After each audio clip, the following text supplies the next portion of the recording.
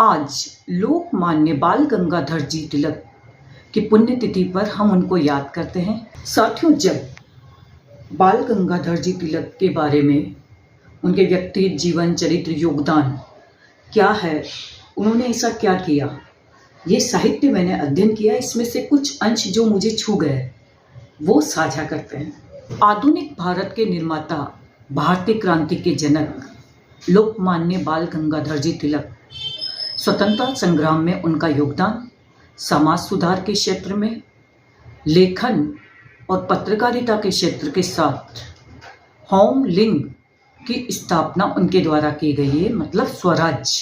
तिलक जी ने गणपति उत्सव और शिवाजी जयंती जैसे महत्वपूर्ण राष्ट्रीय पर्व को लोक शिक्षण, सामाजिक महत्व और राष्ट्रीय चेतना का एक माध्यम बनाया।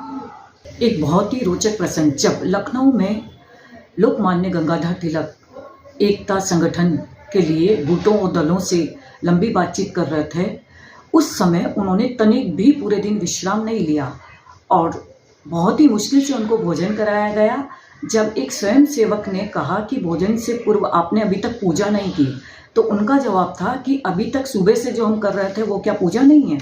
सिर्फ तिलक, छापा, घंटी बजाना ही पूजा है। समाज की सेवा करना सबसे बड़ी पूजा उन्होंने मानी है। जब उनकी माँ ने उनको मिठाई के 2 टुकड़े दिए कि एक किसी साथी को दे देना, छोटा और बड़ा आप ले लेना, ऐसे में तिलक जी ने छोटा खुद लिया और बड़ा अपने साथी को दे दिया। तो माँ ने पूछा कि तुमने बड़ा क्यों नहीं लिया? ऐसे में उनका प्रत्युत्तर था कि अपने लिए कम, दूसरों के लिए ज़्यादा किया जाए। ऐसे महापुरुष जो देश और राष्ट्र के लिए संकल्पित होते हैं, उनका दाम्पत्य जीवन भी बड़ा विलक्षण और अद्भुत होता है।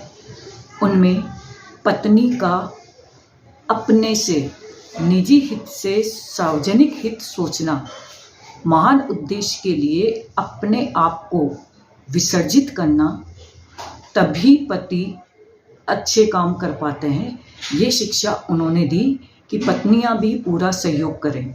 तिलक जी ने अपनी एजुकेशन पूरी कंप्लीट कर लिया, तो इसके बाद सब लोग ये चाहते थे कि ये अच्छी उच्च पदों पर नौकरी करेंगे, लेकिन उन्होंने ये कहा कि मैंने किसी की गुलामी करने के लिए शिक्षा अर्जित नहीं की, अपितु मुझे अपने देश की सेवा करनी है, जनता को जगाना है और उन जनता के अंदर स्वराज की भावना जगाने का उन्होंने काम किया। जब केसरी समाचार पत्र प्रतिदिन वो निकालते थे, ऐसे में एक दिन ऊना में इस तरीके का प्लेग रोग फैला हुआ था और उनका पुत्र उससे ग्रसित था, तो वो उनको छोड़कर